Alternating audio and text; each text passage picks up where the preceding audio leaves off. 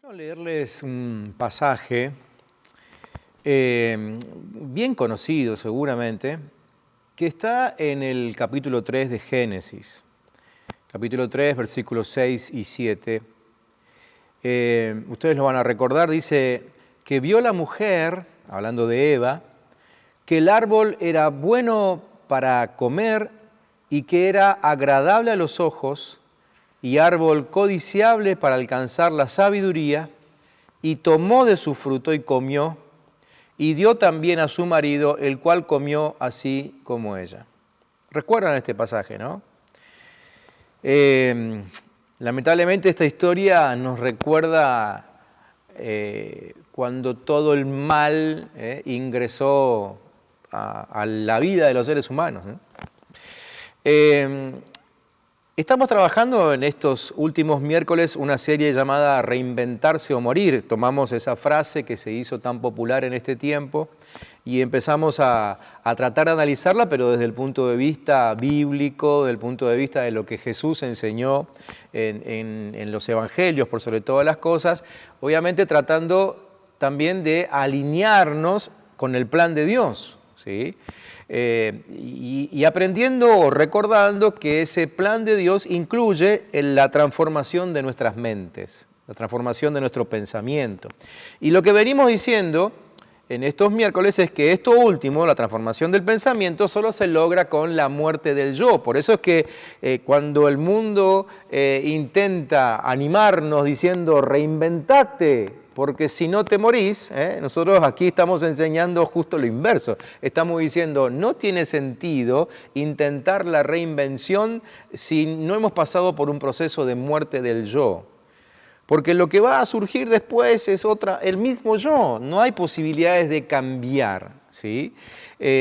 La única posibilidad que tenemos es que dentro nuestro empiece a manifestarse a Cristo Jesús, ¿sí? Y eso es lo que estamos tratando de transmitir, aprender, etcétera, etcétera, ¿no? Entonces, en esta serie lo que hemos dicho, entre otras cosas, para hacer un repaso muy rápido, es que tenemos que morir a la fama para que Dios nos lleve a la grandeza, por ejemplo, ¿no? Hemos dicho que tenemos que morir a la prosperidad para que nos llegue la abundancia de Dios. Hemos dicho que debemos morir a nuestras habilidades para que se manifieste la habilidad del Espíritu Santo en nosotros. Y además hemos dicho que todo esto nos llega a través del quebrantamiento, ¿eh? Eso lo estuvimos viendo los últimos miércoles, un quebrantamiento que puede ser o voluntario o involuntario, ¿sí? Y el modo involuntario sucede porque Dios tiene propósitos con nosotros y lo que Él empezó lo va a terminar. Entonces, hemos estado viendo cómo el Señor nos habla, nos busca, nos confronta, para que nosotros, por nosotros mismos, decidamos quebrantar nuestro yo y permitir que el Espíritu de Cristo se manifieste a través de nosotros. Pero si eso no sucede, Él va a continuar con su obra y en algún momento vamos a terminar quebrantados y la obra de Dios va a acontecer, Él se va a glorificar. Y esto último, lo de permitir que el Señor nos quebrante, hemos aprendido que lo vamos a asumir con responsabilidad solamente si entendimos que fuimos diseñados para manifestar lo eterno en la tierra, ¿sí? Y de eso les quiero hablar en los próximos minutos. No voy a tomar muchos minutos porque no olvido que esta reunión, esta transmisión es una transmisión donde nos ponemos de acuerdo para orar. Pero siempre decimos que es importante tener palabra de Dios antes de orar para saber por qué orar, ¿no es cierto? Entonces, en esta historia nos damos cuenta, en primer lugar, que el mayor problema de ese primer Adán fue olvidarse que él era un ser espiritual encapsulado en un cuerpo humano, ¿sí? Repito, él era un ser espiritual encapsulado en un cuerpo humano. Dios dijo que nosotros fuimos hechos a imagen y semejanza de Él. Eso lo encontramos en el primer capítulo de Génesis.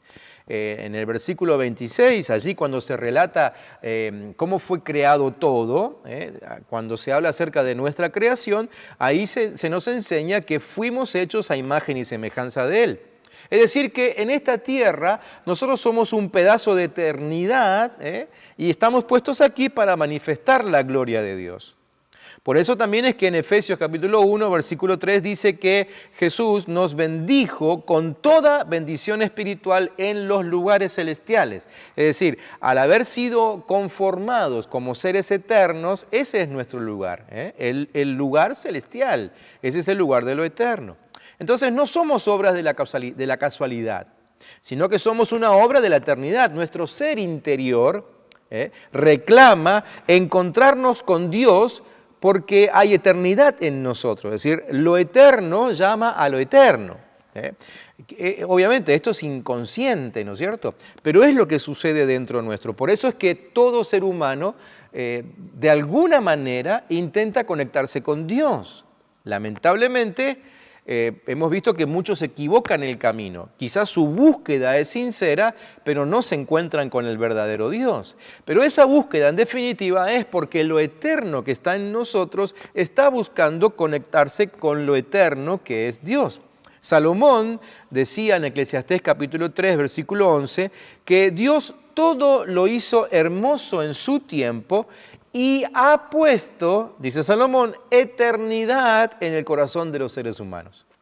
Eso es lo que Dios puso en tu corazón y en el mío, eternidad. No sé si entienden la palabra eternidad, por lo menos lo entendemos etimológicamente. Ahora, no podemos tener una idea real de cuánto mide una eternidad. Jamás podríamos definirlo. Pero bueno, medianamente sabemos lo que significa eterno. Entonces, lo más grande que vos y yo tenemos no son las cosas materiales que acumulamos, sino lo eterno que portamos. Y quiero que recuerdes esta frase porque en los próximos minutos voy a usar mucho esto, ¿no? Lo eterno que portamos, lo eterno que va dentro nuestro, lo eterno que transportamos, lo que está ahí dentro nuestro. Por algo el Señor le dice a Jeremías, al profeta Jeremías, cuando lo llama al ministerio, le dice, antes que te formase en el vientre, te conocí, y antes que nacieses, te santifiqué. Te di por profeta a las naciones. Todo esto que está en Jeremías capítulo 1, Dios dice que lo hizo antes que te formase en el vientre. Ahora yo pregunto, ayúdenme ustedes en todo caso, sin contestar, pero a pensar, ¿qué puede haber antes de ser formados en el vientre? Humanamente, nada. Terrenalmente, nada. Pero eternalmente, todo. Este texto nos dice que eternalmente puede haber todo antes de ser formados en el vientre de nuestra madre. No sé si la cabeza empezó ya como a golpear, ¿no? Como a explotarte, ¿sí? Quizás nunca habías pensado en esto, pero esta es una realidad. Esto que Dios le está diciendo al profeta en realidad es una realidad de todos nosotros. A todos nos ha sucedido que Dios ya nos formó antes de estar en el vientre de la madre. Eso habla de una eternidad. Entonces nuestros códigos de vida no están en lo que vemos, sino que están en lo que no vemos. Porque la mayor parte de la eternidad, por supuesto, no está a la vista. Por eso la Biblia dice en Colosenses capítulo 1, versículo 17, que, hablando de Cristo, ¿no? Que en Cristo Él es antes de todas las cosas y todas las cosas en Él subsisten. ¿Sí? Es decir, están sujetas, se sostienen, están en pie. ¿Qué son todas las cosas? Todo. Da vuelta a tu cabeza, mira alrededor y todo lo que fue creado se sostiene y subsiste por Cristo, están conectadas a Cristo. ¿Por qué? No sé si alguna vez se preguntó esto. ¿Por qué todavía no se halló el origen de la vida? Fíjense que cuánto ha avanzado la ciencia y no hay científico que todavía haya podido decir con exactitud cuál es el origen de la vida. Lamentablemente no lo van a encontrar. ¿Por qué? Porque el origen de la vida es la palabra. ¿Sí? La vida toda, el universo, fue creado a partir de una palabra. ¿Sí? Por eso es que no se encuentra el origen de la vida, porque la palabra no se ve. Y ahí empezamos a entender esto, ¿sí? Que lo que se ve, lo que está a la vista, está sostenido por lo que no se ve. De esa manera, entonces, lo que no se ve, lo que es eterno, es lo más importante. Por eso es que le vengo diciendo que no es tan importante lo que tenemos, sino lo que portamos. Hebreos capítulo 11, versículo 3 dice que por la fe entendemos que lo que se ve Fue hecho de lo que no se veía. ¿Se dan cuenta? ¿Sí? Espero que me sigan y espero no ser muy complicado, porque esto no es una clase de nada. En realidad esto es solamente una base para que podamos orar con poder esta noche y siempre, ¿sí? El Señor nos dio una gran comisión, eso lo sabemos, lo hemos leído en Mateo capítulo 28, ¿sí? ¿Por qué? Porque portamos una autoridad divina para ejecutar ese propósito, esa misión. Marcos capítulo 16 dice que estas señales seguirán a los que creen. Escuchen, en mi nombre, algo que no se ve, echarán fuera demonios, eso sí se ve, hablarán nuevas lenguas, se ve, se escucha, tomarán en las manos serpientes, se ve, y si bebieren cosa mortífera no les hará daño. Yo pensaba, ¿no? Es más, lo hablábamos en casa estos días. ¿Será que cuando aquí el texto dice que cuando bebieren cosa mortífera no les hará daño, podríamos agregar si les inyectaran? ¿Vieron que ahora está esa lucha, esa pelea de que si te inyectan la vacuna, si no te la inyectan? Bueno, aquí tienen una base bíblica para que ustedes reflexionen sobre este tema. No tiene nada que ver con lo que yo les estoy hablando esta noche. Pero, porque en tiempo de Jesús era inconcebible que algo sea inyectado. Ellos no sabían nada de inyecciones en aquel tiempo, ¿sí? Entonces probablemente la palabra lo quiera decir. Pero bueno, el texto sigue y termina diciendo que sobre los enfermos pondrán sus manos y sanarán. Es decir, todo lo visible, ¿de dónde procede? De algo que no se puede ver, que es el nombre de Jesús. Lo eterno que portamos, eso es lo que nos dará victoria en nuestros días. Y por eso es que les quiero hablar de lo eterno. Porque si hay algo que en este tiempo tenemos que rescatar, es el conocimiento de que hay eternidad en nuestro corazón. Porque si necesitamos fuerza en este tiempo, si necesitamos aliento en este tiempo, si necesitamos poder para orar y ser contestados en este tiempo, ¿de dónde vendrá todo eso? Del reconocimiento de que hay eternidad en nuestro corazón, ¿sí? Necesitamos entender que hay eternidad en nuestro corazón. Pablo le decía a Timoteo en su primera carta, capítulo 6, pelea la buena batalla de la fe, echa mano de la vida eterna, a la cual asimismo fuiste llamado. A ver, entendamos bien este texto, porque Pablo no le está diciendo a Timoteo, quédate tranquilo que en algún momento vas a ir al cielo. No le está hablando de eternidad en ese sentido. Es evidente que Pablo le está diciendo, echa mano de la vida eterna ahora, es decir, ya estamos viviendo la vida eterna. Hay un secreto metido en la eternidad, del cual podemos aferrarnos para poder pelear la buena batalla de la fe, la que hoy estamos viviendo, la que vos estás viviendo en tu casa, en tu trabajo, con tu salud, ¿sí? con la situación que se te presente. Pablo te dice a vos también, pelea la buena batalla de la fe echando mano de la vida eterna que está dentro de tu corazón. Esa vida eterna, esa eternidad es un baúl, es un baúl de recursos que creo la iglesia todavía no terminó de descubrir. Mateo 24, Jesús dice, el cielo y la tierra pasarán, pero mis palabras no pasarán. Es decir, todo lo que estamos viviendo va a pasar en algún momento. Y esto no es una frase consoladora sería, para lo que el planeta entero está viviendo en este tiempo con la pandemia. No, es una palabra de verdad que te dice que pase lo que pase, pasará, y no es un juego de palabras. Lo único que no va a pasar nunca es la palabra de Dios, ¿sí? Algo que no se ve. Lo eterno no pasa nada, por eso el apóstol Pablo dijo en su segunda carta a los Corintios, no mirando nosotros las cosas que se ven, sino las que no se ven. Pues las cosas que se ven son temporales, pero las que no se ven son eternas. Vuelvo al texto del principio, porque allí tenemos que el gran engaño del diablo con el primer Adán fue hacerle creer que lo que veía era más grande que lo que portaba. ¿Se lo repito? Bueno, apareció ahí a pie de pantalla, ustedes lo pueden leer, ¿no? El gran engaño del diablo con el primer Adán fue hacerle creer que lo que veía era más grande que lo que portaba. ¿Y qué es lo que él estaba viendo? El árbol del bien y del mal. Él estaba ahí siendo tentado por ese árbol, junto con su esposa, con Eva, ¿no? Estaban los dos ahí, siendo tentados por algo que estaban viendo y con algo que el diablo le estaba ofreciendo, le estaba diciendo, ustedes pueden conocer el bien y el mal, miren qué sabios que van a ser. Pero no se estaban dando cuenta que dentro suyo, en la eternidad que Dios había puesto dentro suyo, ya existía el conocimiento de absolutamente todo. No lo tuvieron en cuenta y por no tenerlo en cuenta llegó la muerte a sus vidas, a su hogar, a su familia y lamentablemente esa muerte se pasó a todos los seres humanos después. Entonces, vayamos entendiendo esto, la muerte puede llegar a nuestro hogar si nosotros no entendemos lo eterno que está ahí adentro. Ese fue el día que Adán perdió su autoridad. Ese fue el día que él intercambió lo divino por lo temporal. Intercambió un fruto de esta tierra, no sé si era manzana o qué era, creo que no, pero él intercambió ese fruto de la tierra por la semilla eterna que tenía en su corazón. Allí es cuando su naturaleza se volvió codiciosa, engañadora, estafadora, materialista, envidiosa, perversa, terrenal. Y esto que te estoy diciendo por último te va a servir si es que alguna vez te preguntaste, ¿cuándo fue que yo me volví tan materialista? ¿Sabes cuándo fue?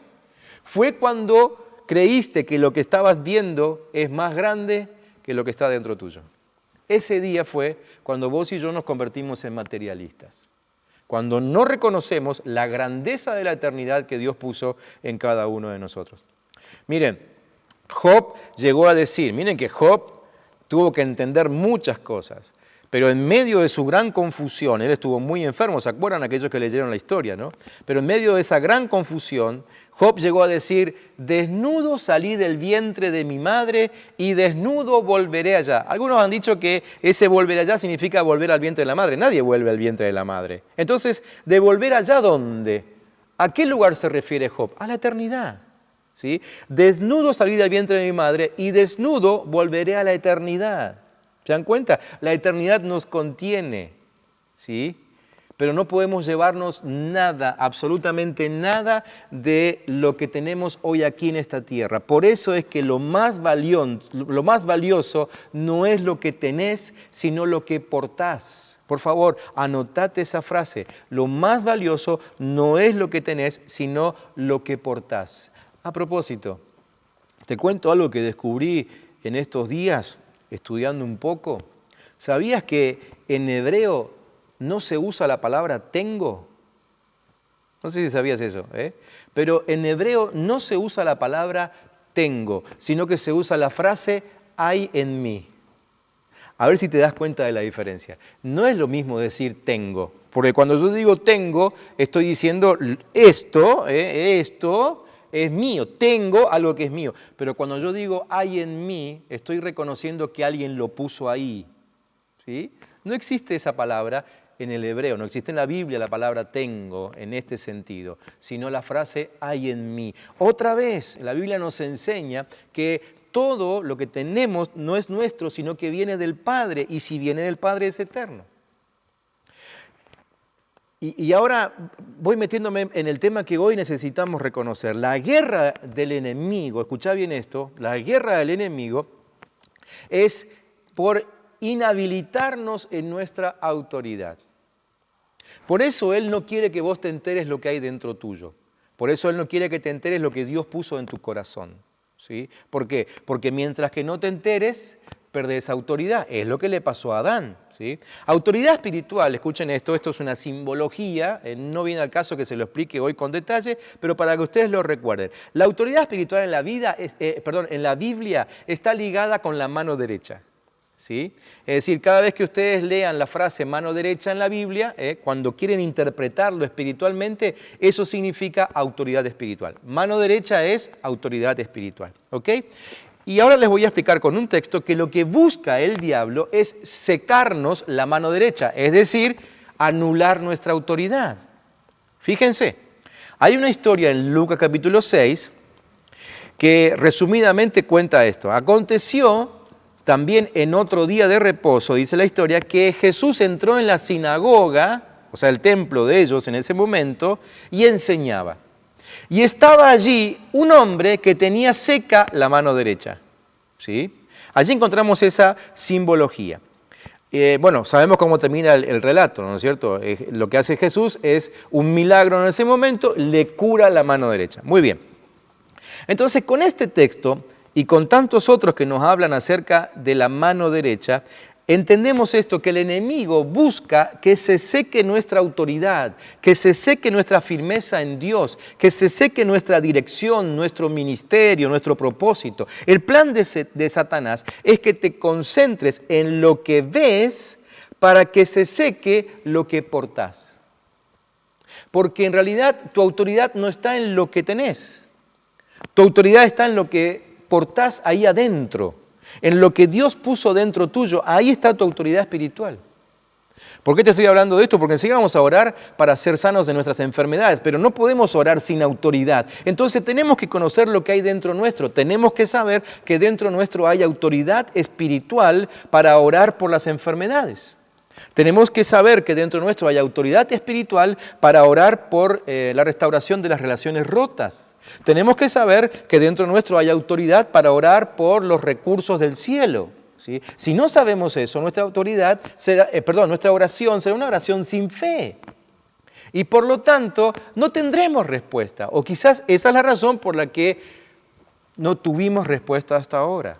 Tenemos que comprender lo que pasa dentro de en nuestro interior, lo que Dios puso ahí adentro, cuando nos creó, ¿sí? Algo que Adán obvió y por lo que perdió su autoridad. Entonces, un cristiano con su mano derecha seca, o sea, su autoridad anulada, puede saber lo que tiene que hacer, pero nunca lo ejecuta, porque no está habilitado, ¿sí? Es decir, vos podés saber lo que tenés que hacer, pero si no tenés la autoridad, por ejemplo, vos sabés que tenés que cruzar al país vecino, ¿sí? Pero sin los papeles adecuados, es decir, con la autoridad, no pasarías nunca, aunque sepas que lo que tenés que hacer, pero no podés hacerlo porque te falta la autoridad. Eso es lo que pasa cuando nosotros desconocemos lo que hay dentro nuestro. Entonces entendamos bien esto, porque esto es muy importante para el momento que estamos viviendo. Escuchen esto porque tiene que ver con la historia que les leí recién de Lucas 6. El enemigo no busca sacarnos de los lugares donde nos congregamos, sino que lo que él busca es que se nos seque la mano derecha, es decir, que perdamos la autoridad. Por favor, entendamos esto. Y lo digo a propósito porque sé que hoy hay un pensamiento por ahí dentro de la iglesia dando vuelta de que el enemigo se empecinó con nosotros y por eso nos ha cerrado los templos. A ver, yo no descarto de que el infierno está detrás de todo esto, ¿sí? Pero tampoco puedo afirmar que esa sea su gran intención. Porque este hombre que estaba inhabilitado para ejecutar su libertad, ¿dónde estaba? Estaba en el templo, estaba en una reunión, estaba delante de Cristo mismo, pero sin autoridad, no podía ejecutar su libertad. Entonces cuando Jesús lo sana, ¿qué hace? Le devuelve la libertad para ejecutar el poder de Dios que estaba dentro de él. Lo volvió a la vida laboral, lo volvió a la vida de plenitud. Lo que el diablo quiere es anularte la autoridad. Por eso, cuidado con hacer cosas que Dios no avala, creyendo de que el infierno simplemente está en contra de que nuestros templos estén abiertos. Cuidado con eso. Cuidado cómo reaccionamos frente a ese pensamiento. No sea cosa que el buscar que los templos se abran nos conlleve a algunas acciones que nos quiten autoridad, porque Dios no las avala. Porque Dios no está ahí. Y eso sí que sería un gran problema. Porque probablemente con esas acciones logramos que los templos se vuelvan a abrir. Pero no tendríamos autoridad de parte de Dios. Sería todo un problema. Si vieron que me oscurecí de golpe, no es problema de su televisor. Es aquí en el lugar donde estamos con la filmación. Quédense tranquilos y no pierdan la concentración frente a lo que estamos diciendo, porque es muy importante esto, ¿sí? Entonces, con la mano derecha seca tenemos culto, como vemos en esa historia, pero no tenemos autoridad, permanecemos inoperantes. Con la mano derecha coleccionamos prédicas, pero no vivimos en plenitud. Mire, cuando escribí esto, me di cuenta que esto es lo que está sucediendo en muchos hogares. ¿Por qué? Porque este encierro, ¿qué es lo que ha hecho? Ha hecho que nos pusiéramos quizás durante más tiempo delante del televisor, delante del YouTube, ¿no? Buscando prédicas, supuestamente para ser alimentados. Entonces, ¿qué hicimos? Empezamos a ponerle me gusta a un montón de prédicas, la dejamos en cola ahí para poder verlas más tarde. Coleccionamos prédicas, pero no vivimos en plenitud. Escuchamos un mensaje detrás de otro, le damos el me gusta, lo posteamos en nuestras redes, decimos, con este mensaje me identifico, esto es lo que creo, pero seguimos sin autoridad espiritual en el reino de Dios. Seguimos inoperantes, es decir, hemos creído que simplemente por escuchar un mensaje más de un pastor que a lo mejor predica o en Argentina o fuera de Argentina, ¿sí? Ya estamos hechos. No. Por favor, tengamos cuidado con esto. Con la mano derecha seca, es decir, con la autoridad anulada, buscamos la bendición de Dios para satisfacernos a nosotros mismos, pero no para ejercer la gran comisión. ¿Sí? Es decir, buscamos conectarnos a reuniones como estas para ser bendecidos, pero una vez que terminó la transmisión apagamos el televisor, decimos qué buena reunión, cuán bendecido fui, pero hasta la próxima reunión no compartimos el link, no le predicamos a nadie, no oramos por nadie. ¿Y eso qué hace? Nos quita autoridad, nos seca la mano derecha. Dios no avala esa actitud, entonces comienza a retirarse. Y es por eso que no tenemos respuesta a nuestras oraciones, ¿sí? Todo eso nos lleva a desconocer lo que Dios puso en nuestro interior.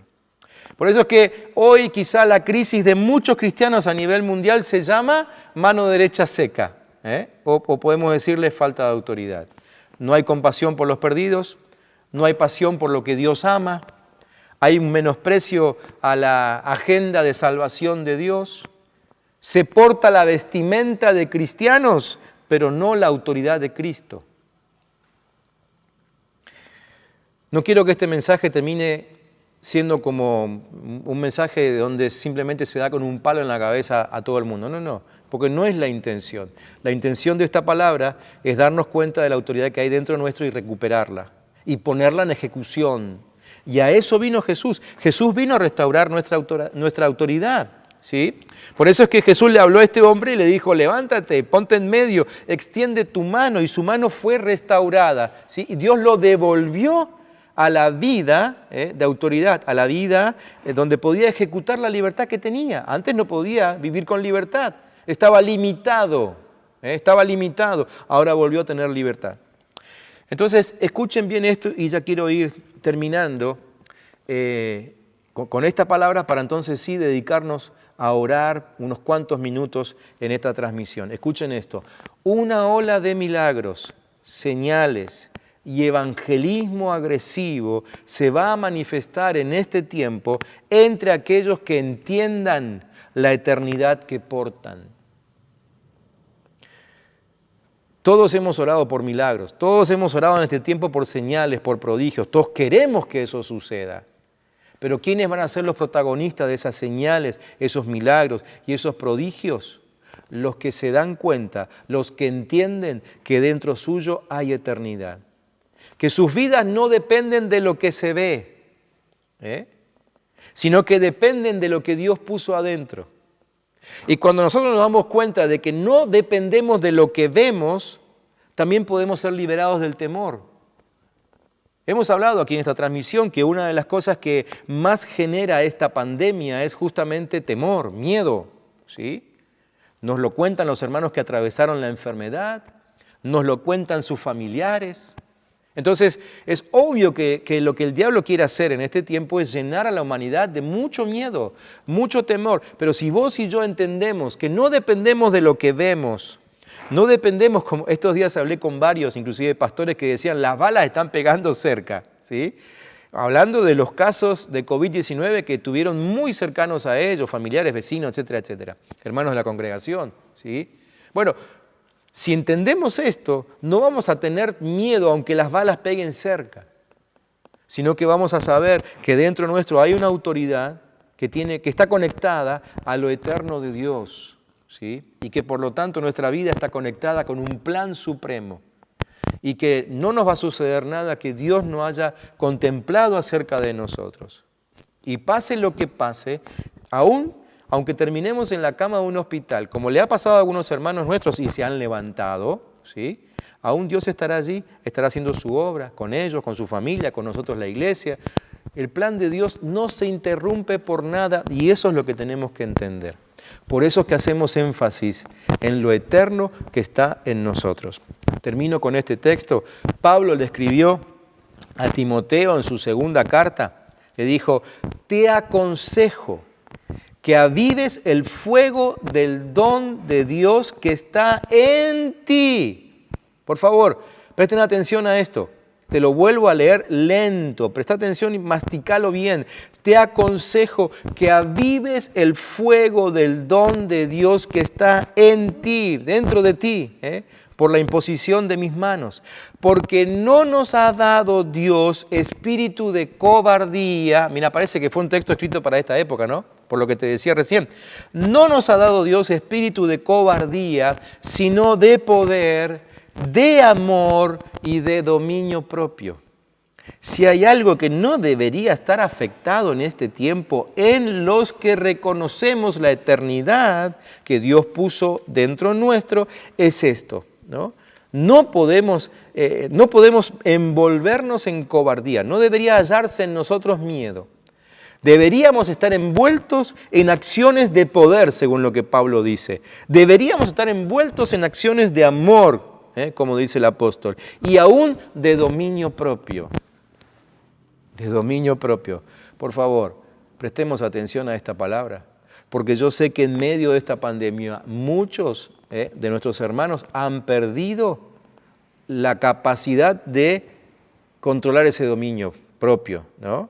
Han perdido esa capacidad. No sé si han perdido es la frase correcta, porque la siguen teniendo ahí, porque el Espíritu Santo sigue estando ahí adentro, pero no la están usando. Prestemos atención.